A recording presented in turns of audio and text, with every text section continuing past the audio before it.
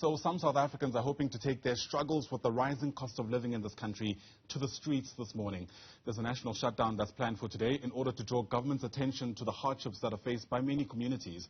However, this possible shutdown hasn't necessarily been endorsed by some labor unions and taxi associations. So I guess the question this morning is, how far can it really go in trying to solve some of the systemic issues? For that, let's bring in Angelo Frick, who's with the Auwal Socio-Economic Research Institute. He's with us via video link this morning. Angelo, always great to get your take. Thanks very much indeed for making time. I mean, your initial reading of the situation as it stands, is this a case of the proletariat rising against the bourgeoisie, as it were? I think that's putting it fairly strongly, because I don't think it's just the proletariat that's suffering. I think there are people in the middle classes who are beginning to feel this cost of living crisis. And it doesn't help that we're not the only society facing this. This is a global problem. We've known for quite a few months now that because of the lockdown and because of the slowdown in the world economy as a result of the pandemic, many people lost their jobs, and also consequently we also know that many corporations became the biggest profiteers during that period.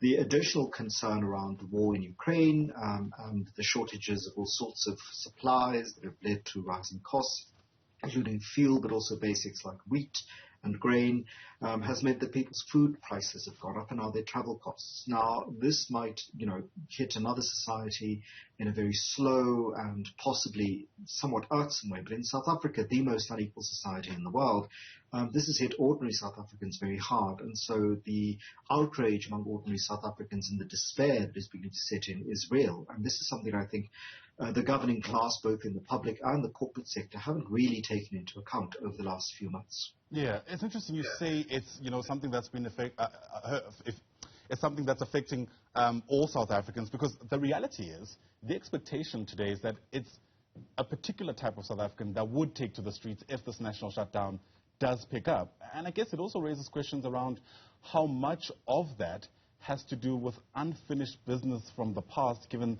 this country's history. Well, there is the unfinished business of the apartheid and colonial inequalities constructed, deliberately to create these underclasses. But there is also the unfinished business of the last 27 years in South Africa, 28 years, where the post-apartheid ANC government hasn't really done enough to ensure that very ordinary people have the kind of security that they need. So yes, they're responsible for implementing the social grant system that has really kept so many people from utter precarity.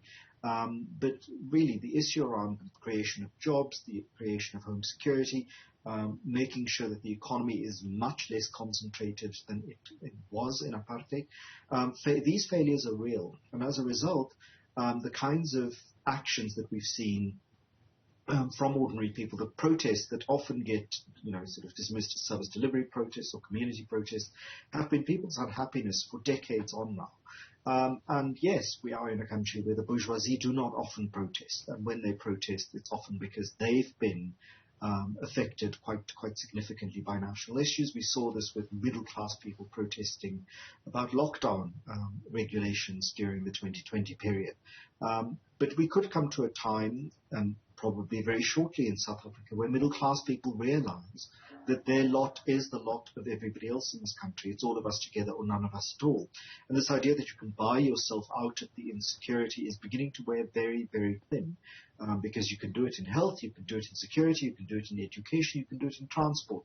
But it's almost impossible to do this when it comes to food itself, because the food shortages are global, and as a result, being middle class or even very wealthy in South Africa comparatively isn't necessarily a security card against being, in the same situation of precarity and what the food prices and the cost of living crisis, particularly when we start seeing energy costs rising, what that will involve. Yeah, there must be something quite jarring, if not just discomforting, that we're having this conversation the morning after the scenes that played out in Parliament, because it almost feels like while there are very real issues being faced by South Africans on the ground, to use a cliche, the political leaders in this country are distracted, to put it lightly, with their own either internal political squabbles or with their battles for power.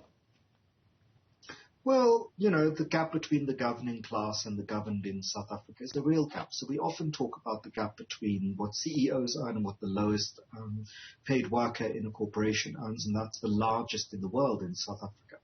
That's the Gini coefficient. But what we also must remember is that our politicians, they earn R1 million a year as members of the National Assembly. And so their understanding of what a financial crisis might mean is very different from the person who is receiving an old age pension grant or is receiving a child grant, or the person who works the checkout counter, the till at the supermarket, or the bank employee or the security guard, or even these days the teacher or the nurse. So what we're looking at here is a gap between the real concerns that ordinary people have to think about, where their food is going to come from, whether they'll be able to afford the transport to school for their children, versus a politician's concerns, which might voice and vocalize the same concerns, but have a very different budget to work with. And this is something that I think we have had to realize for a few years, that our politicians may actually be overpaid given what they do in this country, and that the symbolic gestures that they may have to take, which is a sort of pay cut, or possibly not giving themselves increases year on year during these austerity times, during these difficult times, these are not even coming up for these people, because the lives they live, the lives they constructed, are so removed from the lives of so many ordinary millions of South Africans. Yeah, really disheartening disconnect, as it were. Let's speak about what the response ought to be then from the people who arguably have the power to change at least the political landscape in this country. And I'm referring here to young people. Come 2024, I think there's an argument to be made that the youth in this country may actually have the vote that swings the outcome of those elections. It's difficult to think about how that will turn out in a context where there's still such widespread disillusionment with the electoral system as it stands. Well, I think political action is not just during elections, so there is no reason to wait to wait for 2024. We saw during the emergency period of 2020 that ordinary people really came together and didn't wait for government to institute the little grant that they gave. The community action networks of 2020 that ensured, or tried to ensure, and worked very hard to make sure that people weren't going short of food, that there were concerns around safety that was dealt with. Really showed a kind of bottom-up action that didn't require top-down instruction from government. We know that religious organizations, churches, mosques, temples, shuls, all worked to make sure that they continued to do the necessary work during those dire times. And we're still living in parts of those dire times. And so collective action really is the thing. So we know that we're in a country where trades unions have been weakened over the last few decades. And so the power of labor to influence government has really been, sort of foreshortened.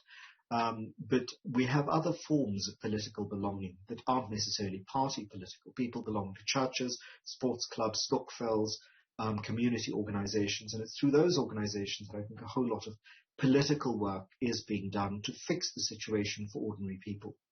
Angelo And Frick. that, I think, is important work, even going ahead of 2024. So the political party action of 2024 isn't necessarily the only intervention for the dire crisis we're sitting in at the moment.